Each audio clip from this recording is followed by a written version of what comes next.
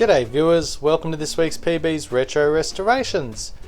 This week I'm doing this Matchbox Jeep Hot Rod, number 2 from the Superfast range. This is one that started out as a restoration. This one came from Gerard and Renee, again.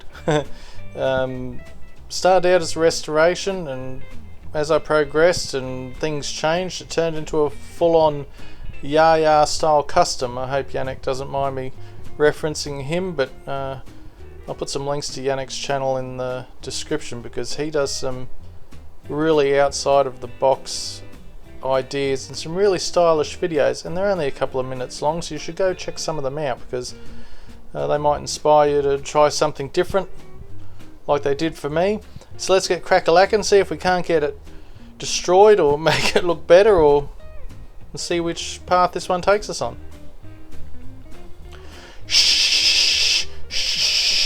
There's some people, I said last week I'd tone the voice, the sound effects down to try and, you know, not everyone likes them.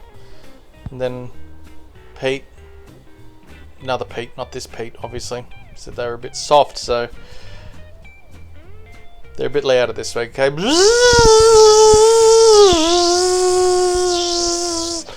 Oh, there you go.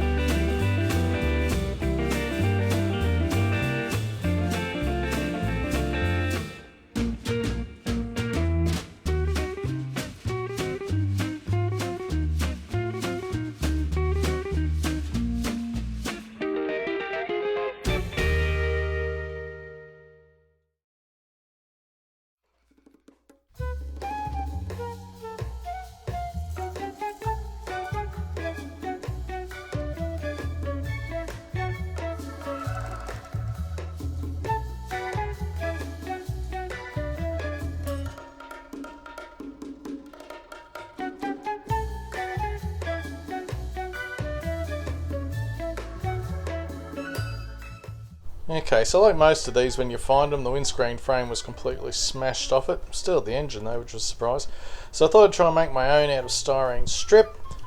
Here you can see me working on it and measuring it and cutting it. €1 Diecast Garage, which is a channel I like to watch sometimes. He did a restoration on one of these about a month or so ago. He did an excellent repair with paperclip, I think it was, and some baking soda, and it looks $1 million. But that was a bit beyond me. The styrene method was beyond me as well. I got it all glued together and it just didn't look right. It looked terrible. So then I saw Yaya's 57 Chevy build with the 3-wheel taxi looking thing. It G'd me up to think, well, let's do something different. Let's go outside the box. So I'm showing you here how I put the windscreen together, but I didn't end up using it, so I'm not sure why. Anyway.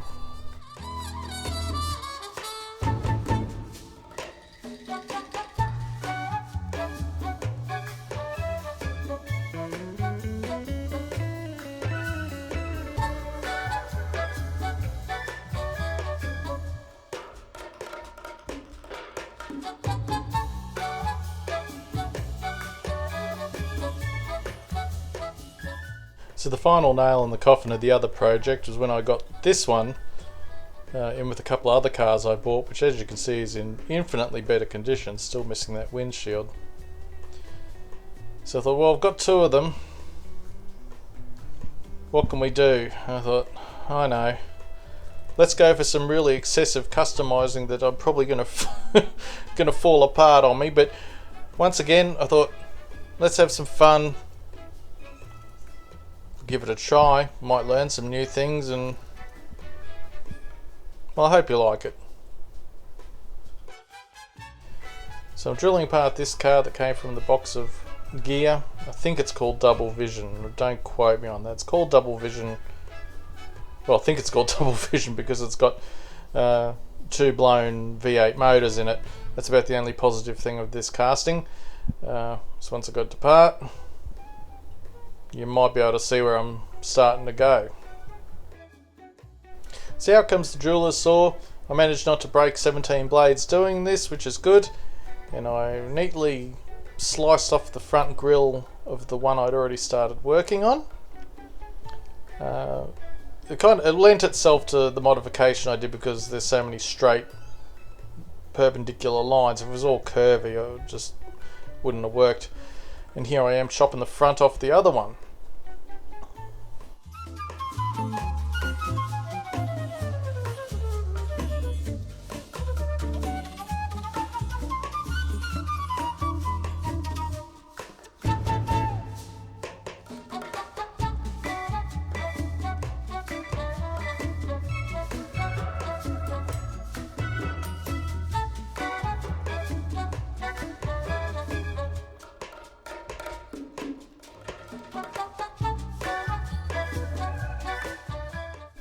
So here I am using some sheet styrene. I can't remember how thick it is. It's reasonably thick enough to give it some support, just to act as a bridge between the body and the new front piece. I'm going to use super glue to glue it in there, get them fairly close and fairly straight, and then I'll fill it up with some, I've got some Tamiya modelling putty. It seems to stay soft really long. I'm not sure I'm using the right thing for this. If you've got a better suggestion of a brand, I hear a lot of people talk about JB Weld and all that stuff. I'm not sure where to get it in Australia, but like I said, this was just a bit of experimental fun.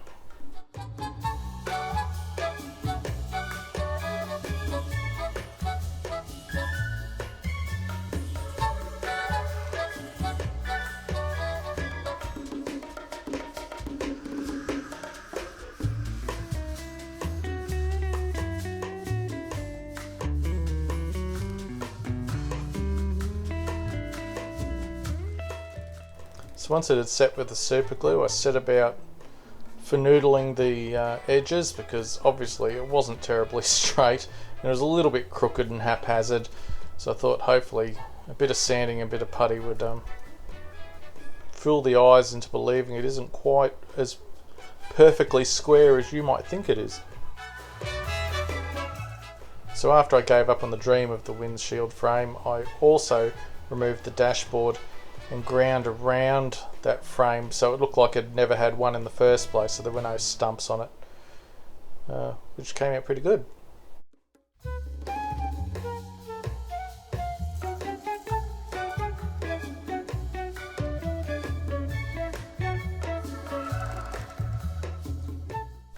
So for the base, I hacked the front off so I could use the rear piece to mount the wheels on.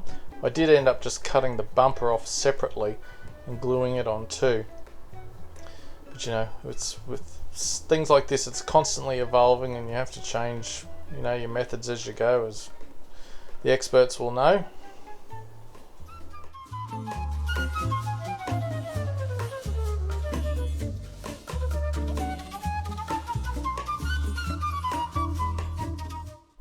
Here I'm measuring up a really thin sheet of styrene just to cover those holes in the engine bay. Try and make it a little bit more factory assembled, I suppose.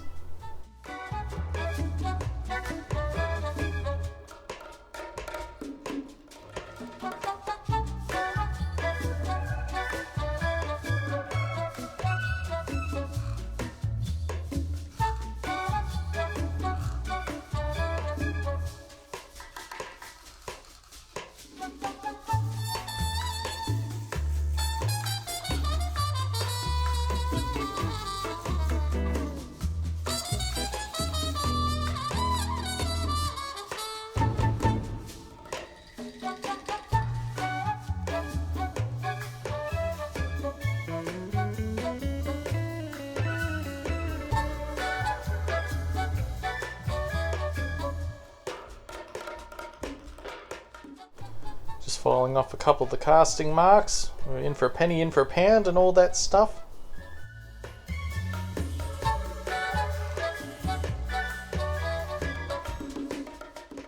Giving the interior a scrub, I'm going to paint that. And here I am modifying the axle. Now the wheels for this project were the ones that were left over from my EJ panel van that I did, or EH panel van, a while back. You save everything, you always use it somewhere. I painted them the same colour as the body I'm doing the Jeep. narrowed the axle a bit, and they fit in under the wheel arches with a bit of measuring and playing around. Just glued them in. I used the Superfast chassis, but it does not roll. I won't lie to you viewers, you can probably see that. What you can't see is me spray painting it. I did a silver chrome Molotow base coat with my airbrush, and then I went over the top with some clear green, which I've used before on one of my brother-in-law's projects that we haven't shown yet because we're still working on one. And bit of blackwash in the grill.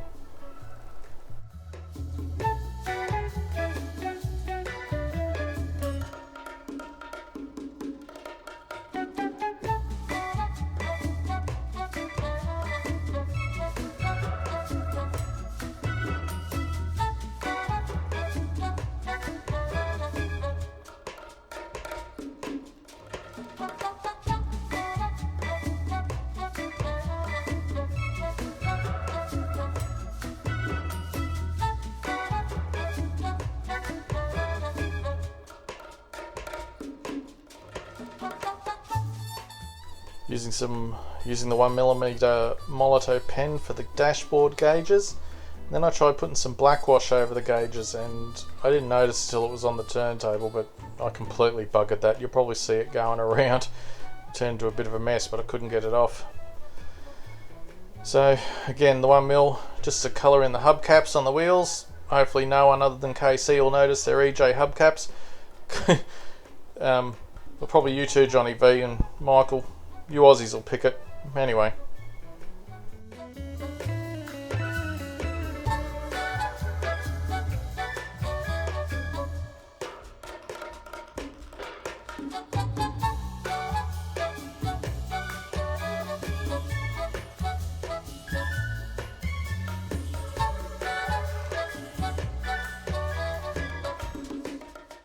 Here I am ruining the dashboard with some blackwash.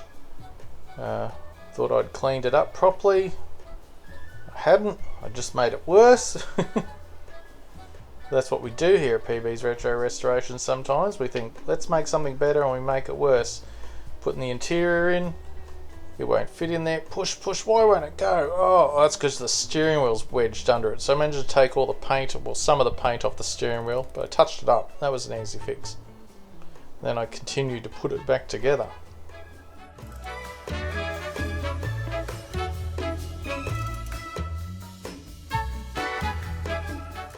So I glued all the rear wheels in, I narrowed the front axle, and I glued that on as well. It's not a roller, it's a static display piece, and as a display piece it looks really good on my shelf. I'm really pleased with it. Sorry I didn't film all of the last few steps.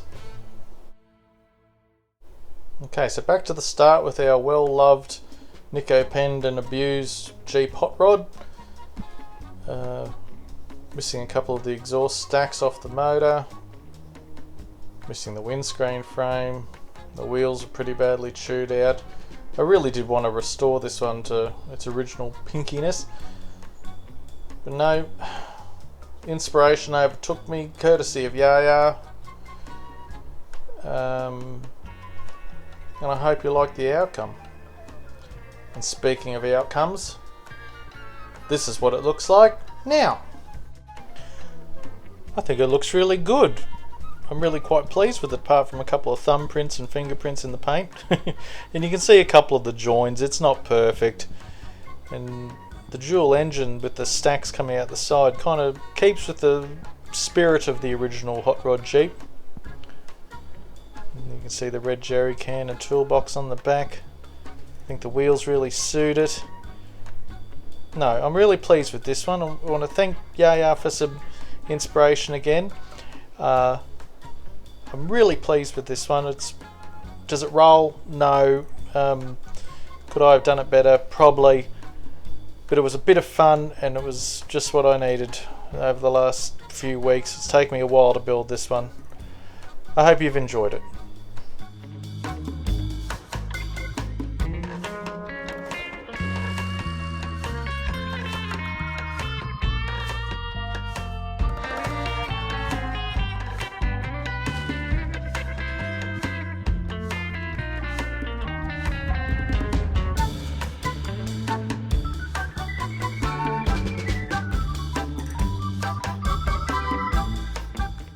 Now, don't forget, December 5th, final dibs build for the year.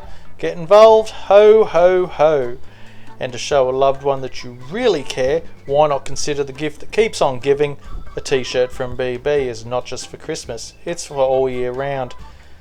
Thank you for stopping by to watch my video. I hope you've enjoyed it. Something a little bit different for me. If you've really liked it, maybe you could share it or subscribe or like or all that stuff that you do on the various social media platforms. I'm on Instagram as well now, although I don't put much on there, but you know. Anyway, that's up to you.